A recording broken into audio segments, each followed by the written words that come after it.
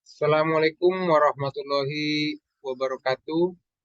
Perkenalkan, nama saya Brilian Kusuma Rahmat dari mata kuliah Perbankan kelas B. Saya mahasiswa berjurusan Ilmu Hukum, konsentrasi Hukum Bisnis, di mana saya berkuliah di Universitas Islam Negeri Syarif Hidayatullah Jakarta.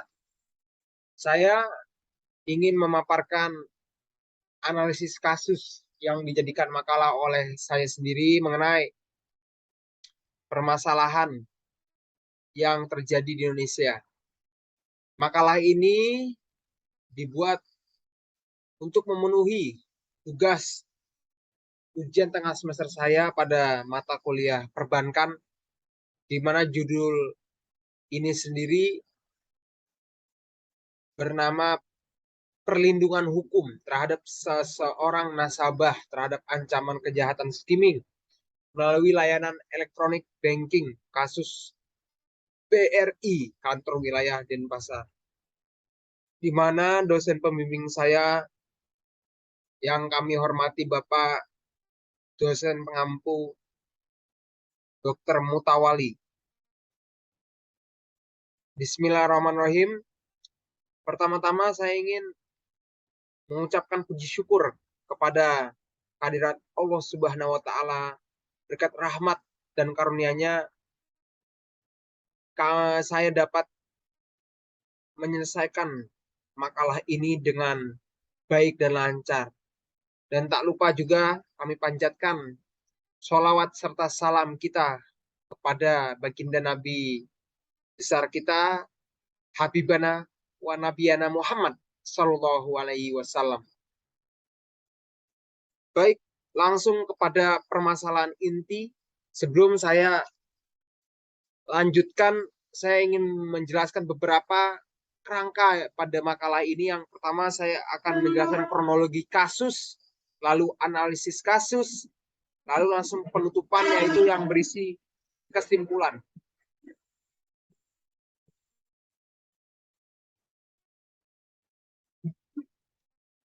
Pertama, ada masalah luar biasa yang terjadi di wilayah Denpasar ini, di mana ada kasus pembobolan rekening ratusan nasabah BRI dengan modus skimming, yaitu dalam arti bahasa Indonesianya pencurian data melalui layanan mesin anjungan tunai mandiri ATM yang dipastikan sebanyak 115 orang. Jumlah kerugian yang diderita korban juga bertambah dan BRI mencatat potensi kerugian terkait kasus pembobolan rekening sebesar 2,7 miliar rupiah, di mana pimpinan wilayah BRI Denpasar, Bapak Dedi Sunardi, memastikan uang nasabah yang menjadi korban skimming di kantor cabang Mataram langsung ditanggapi dan ditangani, di mana korbannya sudah mencapai 90% atau sebanyak 463 orang dari 515 nasabah yang dananya sudah dikembalikan.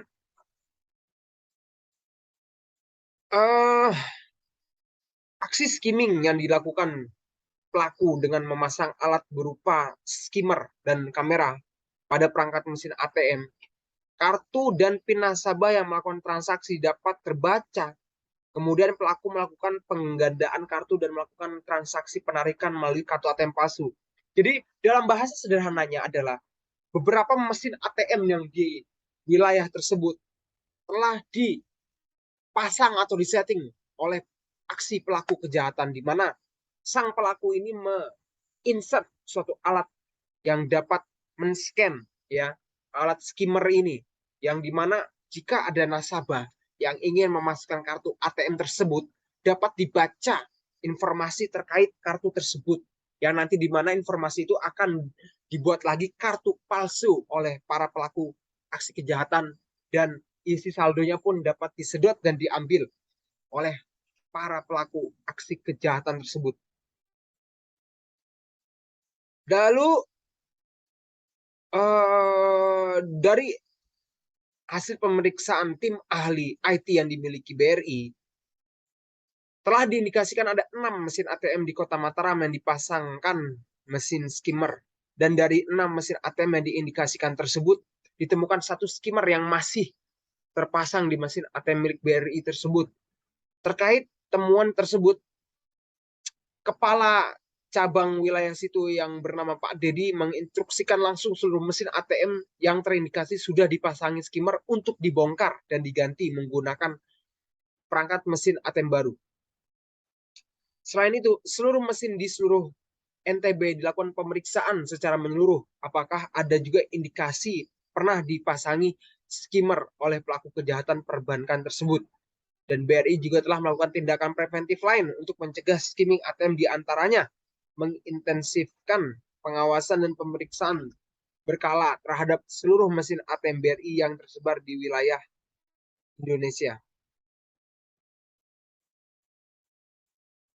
Kebijakan yang dikeluarkan oleh pihak BRI adalah di mana BRI mengeluarkan suatu kebijakan atau lembaga yang bernama BRI Care. Para nasabah yang didapatkan informasi bahwa mereka menjadi korban pelaku aksi kejahatan skimming dapat datang hadir kepada cabang BRI terdekat khususnya untuk memberikan laporan bahwa mereka adalah korbannya. Karena setelah kejadian ini, pihak BRI pun langsung segera melakukan pemblokiran ATM kepada seluruh nasabah yang diindikasikan berpotensi korban aksi kejahatan skimming.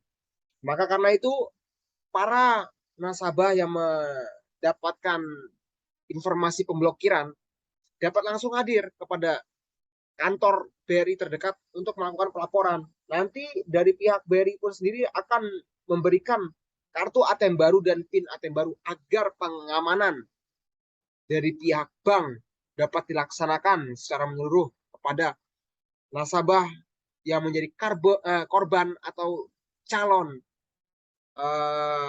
korban aksi kejahatan skimming.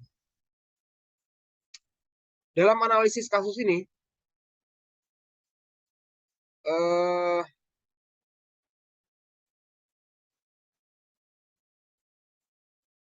diberitakan bahwa telah terjadi kasus pembobolan rekening dengan bermodus skimming pencurian data yang telah saya jelaskan, dipastikan sebanyak 515 orang. Menyelesaikan permasalahan ini harus didasari oleh hukum yang dimana nasabah sebagai konsumen diharapkan mendapatkan haknya, yaitu dana yang hilang terkena kejahatan perbankan skimming. Dan perlindungan hukumnya adalah suatu perlindungan yang diberikan terhadap subjek hukum dalam bentuk perangkat hukum, baik yang bersifat preventif maupun yang bersifat represif, baik yang tertulis maupun tidak tertulis. Dan fungsi hukum ini yaitu konsep di mana hukum dapat memberikan suatu keadilan, ketertiban, kepastian, kemanfaatan, dan kedamaian. Di mana hukum yang preventif ini bertujuan untuk mencegah terjadinya sengketa dan perlindungan terjadinya sengketa, dan perlindungan hukum reprensif yang bertujuan untuk menyelesaikan sengketa. Jadi ini adalah dua macam perlindungan hukum yang dipaparkan oleh Philippus M. Hajon.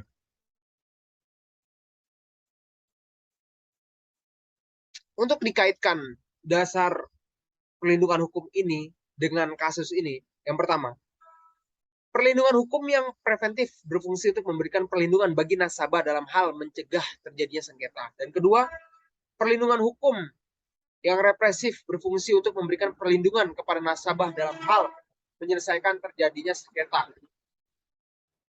Perlindungan hukum secara preventif terhadap nasabah dapat dilihat dari pasal 4 huruf E Undang-Undang Nomor 8 Tahun 1999 perlindungan konsumen, yang telah disebutkan secara jelas bahwa, saya kutip, hak untuk mendapatkan advokasi, perlindungan, dan upaya penyelesaian sengketa perlindungan konsumen secara patuh. Berdasarkan Undang-Undang ITE pada pasal 31 ayat 2 menyebutkan setiap orang dengan sengaja dan tanpa hak atau melawan hukum melakukan intersepsi atas transmisi informasi elektronik dan atau dokumen elektronik tertentu milik orang lain baik yang tidak menyebabkan perubahan apapun maupun yang menyebabkan adanya perubahan, penghilangan, dan atau penghentian informasi elektronik dan atau dokumen elektronik yang sedang ditransmisikan. Baik, Bank Indonesia juga mengatur pada pasal 14 Peraturan Bank Indonesia nomor 9/15/PBI/2007 tentang penerapan manajemen risiko dalam penggunaan teknologi informasi oleh Bank Umum menyatakan bahwa bank wajib memastikan pengamanan informasi dilaksanakan secara efektif dengan memperhatikan paling kurang hal-hal sebagai berikut. Yang pertama, pengamanan informasi ditujukan agar informasi yang dikelola terjaga kerahasiaannya, yaitu confidentiality, integritas, yaitu integrity, dan ketersediaannya, availability, secara efektif dan efisien dengan jurnal analisis hukum ISSN.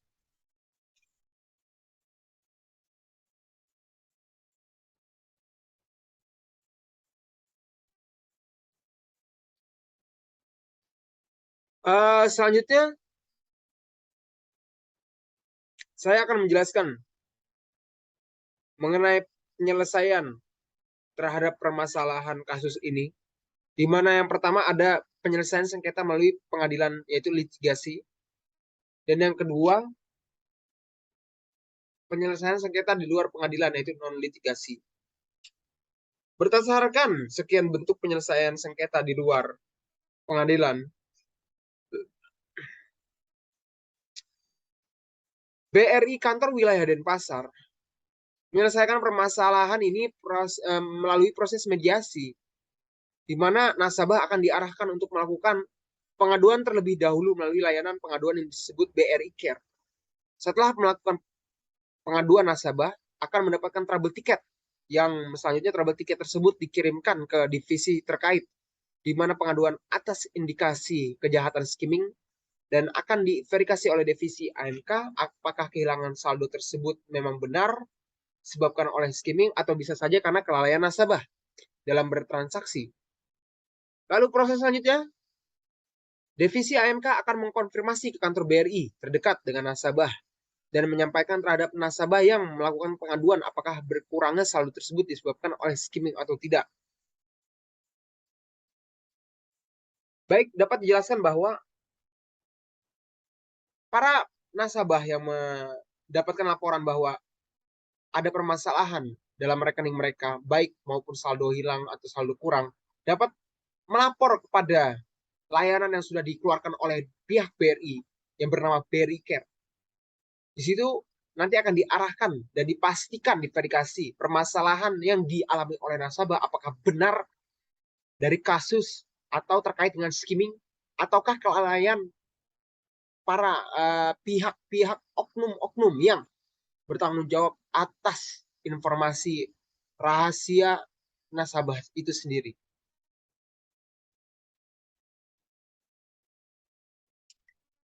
Dari situ telah dijelaskan bahwa para pihak Bank BRI pun akan memastikan bahwa permasalahan ini adalah permasalahan skimming atau tidak, maupun itu juga diindikasikan bahwa permasalahan skimming telah terjadi.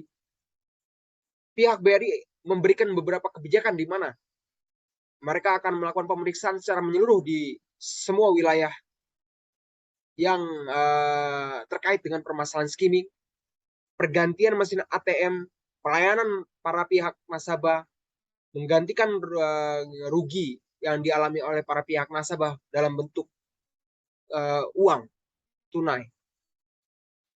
Karena ini sudah menjadi perwujudan dari praktik perlindungan hukum kepada para pihak nasabah yang mengalami permasalahan sengketa ini. Lalu permasalahan ini diselesaikan dengan cara mediasi, di mana para pihak nasabah ini diminta untuk melaporkan permasalahan ini kepada pelayanan BRI Care, lalu akan ditindaklanjuti. Kesimpulan dari makalah ini, di mana nasabah dalam menggunakan fasilitas elektronik banking di Bank Rakyat Indonesia Kantor Wilayah Denpasar, yaitu perlindungan hukum preventif dan perlindungan hukum represif, yang dimana terdapat dari beberapa macam peraturan yang telah mengatur terkait elektronik banking, yaitu ayat 1 Undang-Undang Nomor 8 Tahun 1999 tentang perlindungan konsumen, ayat kedua Undang-Undang Nomor 19 Tahun 2016 sebagaimana tentang perubahan atas Undang-Undang Nomor 11 Tahun 2008 tentang informasi dan transaksi elektronik. Ayat 3 Peraturan Bank Indonesia Nomor 9 garis miring 15 garis miring PBI garis miring 2007 tentang penerapan manajemen resiko dalam penggunaan teknologi informasi oleh Bank Umum. Ayat keempat Peraturan Otoritas Jasa Keuangan yang disingkat POJK nomor 1 garis miring POJK titik 07 titik miring 2013 tentang perlindungan konsumen sektor jasa keuangan. Upaya penyelesaian pihak BRI, kantor wilayah Denpasar terhadap nasabah yang mengalami kerugian akibat kejahatan perbankan skimming, yaitu dengan menyelesaikan kasus dengan melalui penyelesaian sengketa alternatif atau alternatif dispute resolution yang disingkat ADR dengan proses mediasi seperti yang saya telah jelaskan. Selanjutnya, bank pasti akan melakukan pengembalian terhadap dana nasabah yang dipastikan terkena skimming dengan mekanisme pengaduan yang telah ditetapkan Bank Rakyat Indonesia. Baik, sekian. Cukup, terima kasih. Semoga kasus ini yang telah saya jelaskan secara detail diterima dengan kawan-kawan para penonton sekalian. Semoga dapat dicerna dan diterima ilmunya. Saya ucapkan mohon maaf sebesar-besarnya atas kesalahan dalam penyampaian dan kalimat saya. Saya izin untuk menutup presentasi ini. Sekali lagi, mohon maaf jika ada kesalahan baik dalam penyampaian. Dan terima kasih atas perhatiannya. Billahi taufik wal hidayah. Wassalamualaikum warahmatullahi wabarakatuh.